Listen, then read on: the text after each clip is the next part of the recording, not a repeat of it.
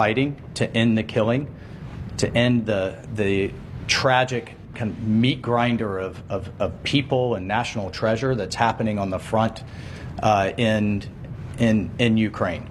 Number one. Number two, they made concrete steps and concrete proposals, not only accepting our proposal for a full ceasefire, which you can see the details of which are in our joint statement that we released together.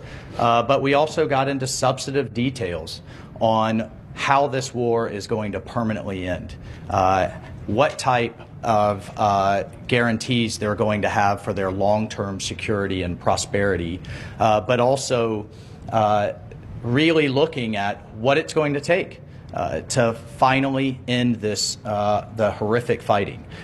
The other piece that I just want to make very clear is President Trump started this diplomatic effort in the Oval Office, talking to both leaders, both President Putin and President Zelensky back to back. And now that shuttle diplomacy continues. We have a named delegation in terms of next steps from the Russian side. We have a named delegation in terms of next steps from the Ukrainian side. I will talk to my Russian counterpart in the coming days.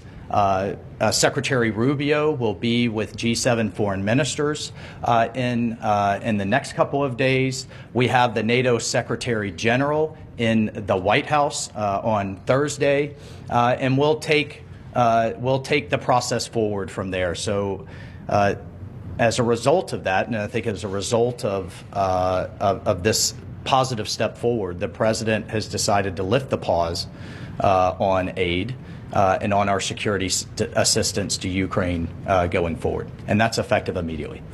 All right, your colleagues have chosen 3 questioners. Let's start with Alex Marquardt of CNN. Thank you. Several questions on the ceasefire. We understood that coming into this was a Ukrainian proposal for a partial ceasefire. How did this become an American proposal for an immediate 30-day ceasefire? And to be clear, you're talking about a complete ceasefire across the front line, not just the aerial and maritime ceasefire that the Ukrainians proposed. And then finally, how do you expect to take this to the Russians? Is it Mr. Witkoff, who we understand is heading to Moscow later this week? Will he deliver that to Putin? Will it be President Trump to President Putin? Will it be you and your counterparts? How will that actually happen and when? Well, on the first point, your question is yes. That's the offer. The offer is to stop the shooting. The goal here is the only way out to end this war is to negotiate out of it. There's no military solution to this war. The solution to this war and the way to end it and to achieve the president's objective of peace is to negotiate. But before you can negotiate, you have to stop shooting at each other. And that's what the president has wanted to see, and that's the commitment we got today from the Ukrainian side, their willingness to do that. Obviously, now that'll be delivered to the Russians. It'll be delivered to them directly through multiple channels, meaning not only will they obviously see it, it'll be communicated to them through our diplomatic channels, through conversations and other methods, but they'll obviously be well aware. And our hope is that the Russians will say yes, that they will also agree. So the shooting will stop, the killing will stop, the dying will stop, and the talks can begin about how to end this war permanently in a way that's acceptable and enduring for both sides. Look, there's been all kinds of discussions in terms of different types of ceasefires. You know, there was the deal in terms of grain moving years ago. There's been discussion of halting aerial attacks on each other's infrastructure. The president has made it clear and certainly made it clear to us that all fighting needs to stop. And the Ukrainians have agreed to that proposal. They're ready for peace. And now we'll take that to the Russians and get their response. All right, next, Jennifer Jacobs, CBS. Great. Hi. Hey. Are you expecting any goodwill gestures from Russia? Do you have a deadline in mind for when you're hoping for them to reciprocate on that? Those 2 things. Well, we're going to take the offer to them. We're going to tell them this is what's on the table. Ukraine is ready to stop shooting and start talking. And now it'll be up to them to say yes or no. I hope they're going to say yes, and if they do, then I think we made great progress. If they say no, then we'll unfortunately know what the impediment is to peace here. But the president's been abundantly clear he wants the shooting to stop. He wants the warfare to stop. He wants the dying and the suffering to stop. And he believes, and rightfully so, that the only way to end this war is to negotiate an end to it. And we think that it's always easier to negotiate an end to the war when people aren't shooting at each other. That's how the president believes. That's what we hope to achieve. The Ukrainians today have expressed their willingness and readiness to do so immediately. We hope the Russians' answer to that will also be yes. But no deadline set, sir. Well, the deadline is we hope to do this as soon as possible. Every day that goes by that this war continues, people die, people are bombed, people are hurt on both sides of this conflict. The president wanted this war to end yesterday and the day before.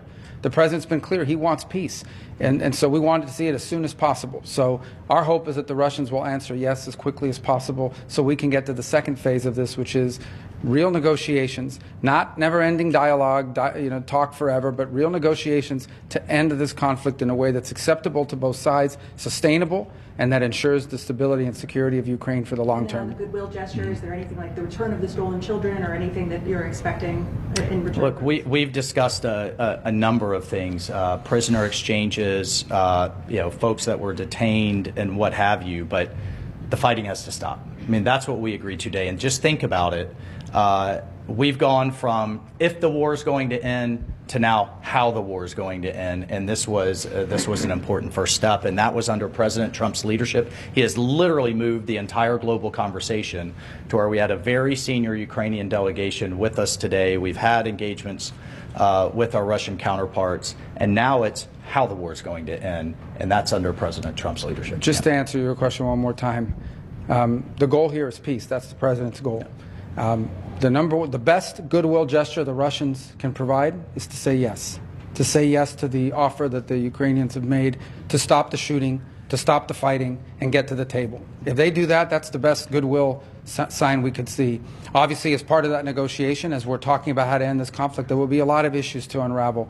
Among them, not the least of which is the humanitarian concerns, the children, the prisoners of war, all the things that sadly come with these conflicts.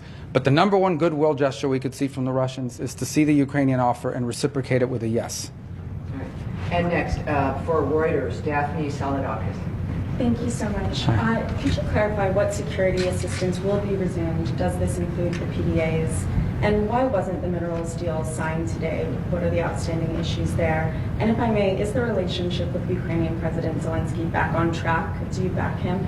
Well, let me answer the second or the third. You had two, and then I'll let the security advisor talk about the defense and security assistance. On the second question, well, let me answer first on the minerals deal. As part of our communication today, that is something that was negotiated through our Treasury and his counterpart on the Ukrainian side. And so the president, and you see that expressed, both presidents will instruct the appropriate members of our governments to bring to finality the signature of the deal and the signature of this agreement. So that was communicated today, and that's going to happen. That was not the subject of our talks today. I thought I expressed that on our way in. We were here in pursuit of peace. That doesn't mean the minerals deal is not very important. It most certainly is, and we expressed that today in the statements we put out jointly, that the president, our respective presidents, have instructed the appropriate members of their governments to bring this to finality and to conclusion. The second part of your question was? Does the security assistance include the... No, there was one after that. And the Zelensky relationship There we go. back on track? Yeah. What's back on track here, hopefully, is peace. That's what matters the most. I know everyone's looking for who likes this is serious stuff, okay? This is not Mean Girls. This is not some episode of some television show. This is very serious. Today people will die in this war. They died yesterday, and sadly, unless there's a ceasefire tonight, they'll die tomorrow. The president wants that to stop. That's what he's interested in here. That's why we came here. That's why we're grateful for the Kingdom of Saudi Arabia hosting us here. And what we leave here with today is a commitment that the Ukrainians are ready to stop fighting. They're ready to stop the shooting so that they can get to the table and bring about peace for their country and for the world on the security. Well, I mean, I just can't echo enough. President Trump's president of peace. That's what he's demanding, and he's willing to take tough measures on all sides to drive that home. And in terms of the security assistance, it's the current presidential drawdown authority. I'll refer to the Defense Department on the eaches of what munition was where in the process, but it's the current PDA that will proceed to the Ukrainians.